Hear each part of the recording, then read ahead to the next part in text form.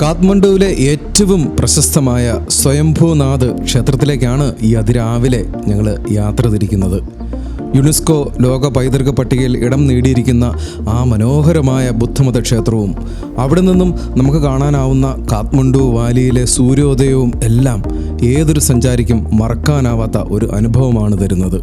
ഏവർക്കും ഈ ആഴ്ചയിലെ പുതിയ ഒരു വീഡിയോയിലേക്ക് സ്വാഗതം.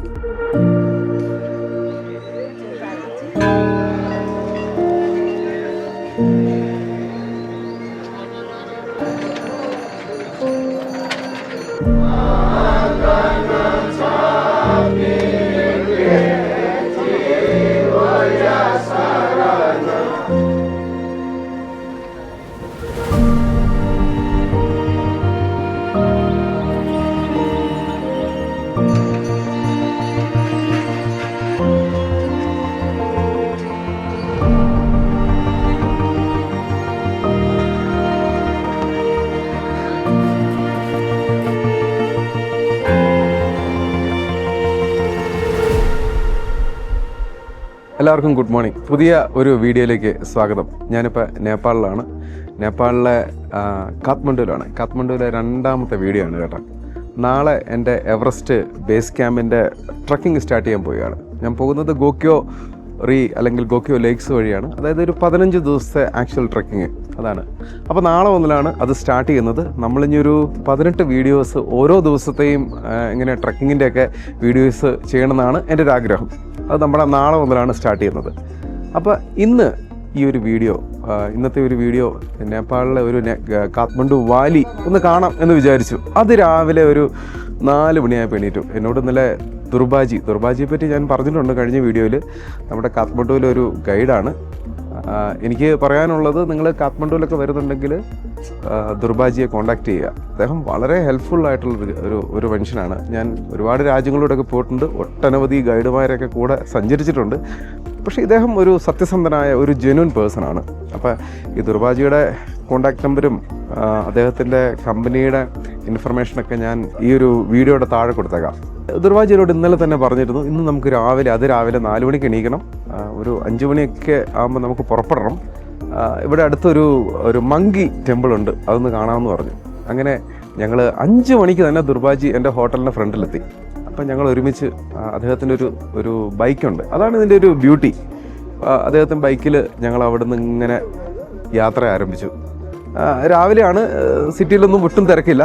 ഞങ്ങളിങ്ങനെ വന്ന് കുറേ ബൈക്കിൽ സഞ്ചരിച്ചപ്പോൾ നല്ല ഭംഗിയുള്ള കാഴ്ചകളൊക്കെ കണ്ട് ഞങ്ങളിവിടെ എത്തി. 50 നേപ്പാളി റുപ്പീസിൻ്റെ ഒരു ടിക്കറ്റ് എടുത്തു.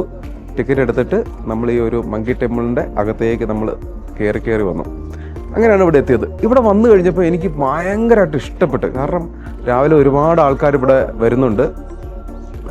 ഈ ആൾക്കാർ ഇവിടെ പലരും പ്രാർത്ഥിക്കാൻ വരുന്നുണ്ട്, പിന്നെ കുറേ പേര് എക്സസൈസ് ചെയ്യാൻ വേണ്ടി വരുന്നുണ്ട്. അങ്ങനെയൊക്കെ ഇവിടെ വന്ന് ഇവിടുത്തെ കാഴ്ചകളൊക്കെ ഉണ്ട്. കൊള്ളാം, നല്ല ഭംഗിയാണ്. നിങ്ങൾ കാഠ്മണ്ഡുവിൽ വരുവാണെങ്കിൽ മസ്റ്റായിട്ടും രാവിലെ ഇവിടെ വരണം. നല്ല ഭംഗിയുള്ള കാഴ്ചയാണ്.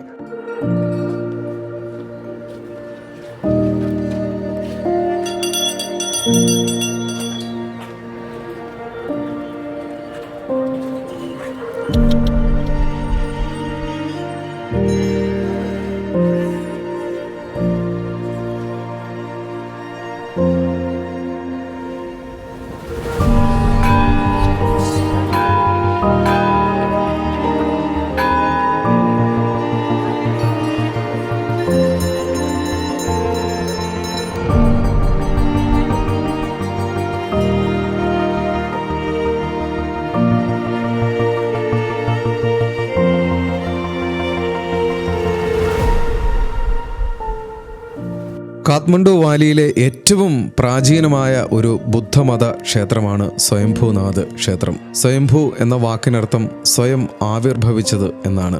അനവധി ചെറു ക്ഷേത്രങ്ങൾ കൂടിച്ചേർന്നതാണ് സ്വയംഭൂനാഥ് ക്ഷേത്രം. 4 ദിക്കുകളിലേക്കും ദർശനമായിട്ടുള്ള ബുദ്ധഭഗവാന്റെ നേത്രങ്ങളാണ് ഈ ഒരു ക്ഷേത്രത്തിൻ്റെ ഏറ്റവും പ്രധാനപ്പെട്ട ആകർഷണം. 20 കിലോയോളം സ്വർണ്ണമാണ് ഈ ഒരു സ്തൂപ മകുടം പൊതിയുവാനായിട്ട് ഉപയോഗിച്ചിരിക്കുന്നത്. എവിടെ നോക്കിയാലും നമുക്ക് കുറേ അധികം കുരങ്ങന്മാരെ നമുക്ക് കാണാം. അതിനാലാവണം മങ്കി ടെമ്പിൾ എന്ന പേരിലും ഈ ഒരു ക്ഷേത്രം അറിയപ്പെടുന്നു. അതിരാവിലെയുള്ള സൂര്യോദയവും കാഠ്മണ്ഡു വാലിയിലെ ദൂരക്കാഴ്ചകളും അനേകം പ്രെയർ ഫ്ലാഗുകളുമെല്ലാം നമുക്ക് മറക്കാനാവാത്ത ഒരു അനുഭവമാണ് ഈ ഒരു ക്ഷേത്ര അങ്കണത്തിൽ നിന്നും നമുക്ക് ലഭിക്കുന്നത്.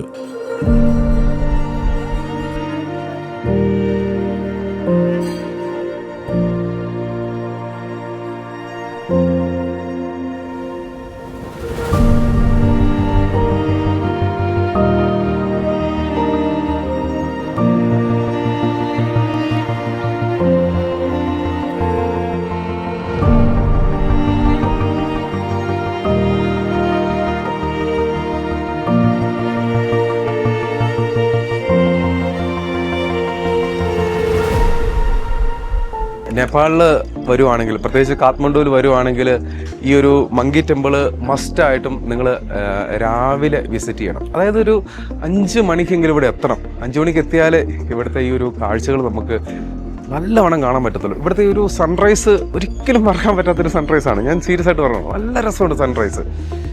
അതൊക്കെ നമുക്ക് രാവിലെ തന്നെ വരണം. പിന്നെ ഇവിടെ ഒരുപാട് ആൾക്കാർ ഇവിടെ പ്രാർത്ഥനയ്ക്കും അല്ലെങ്കിൽ ഇവിടെ എക്സസൈസ് ചെയ്യാനും ഒക്കെ വരുന്നുണ്ട്. അടിപൊളി, നല്ലൊരു അറ്റ്മോസ്ഫിയർ, നല്ലൊരു ഫ്രഷ് എയർ ഒക്കെ ഉണ്ട് കേട്ടോ. കൊള്ളാം. അപ്പോൾ ഇത്രയൊക്കെ ഉള്ളൂ. നിങ്ങൾക്ക് എൻ്റെ വീഡിയോ ഇഷ്ടപ്പെട്ടെങ്കിൽ നിങ്ങൾ ഷെയർ ചെയ്യുക, ലൈക്ക് ചെയ്യുക, സബ്സ്ക്രൈബ് ചെയ്യുക എൻ്റെ ചാനൽ ചെയ്തിട്ടില്ലെങ്കിൽ. ഇനി വരുന്ന എവറസ്റ്റ് ബേസ് ക്യാമ്പിൻ്റെ കാഴ്ചകൾ, മനോഹരമായ എവറസ്റ്റിൻ്റെ കാഴ്ചകളെല്ലാം നിങ്ങൾക്ക് ഇനി കാണാനാവും. ഇതൊരു ചെറിയൊരു വീഡിയോ ആണ്. ഓക്കെ, അപ്പോൾ കാഠ്മണ്ഡുവിൽ നിന്നും നിങ്ങൾക്ക് എല്ലാവർക്കും ഒരു നല്ല ദിവസം ആശംസിക്കുന്നു. Good bye.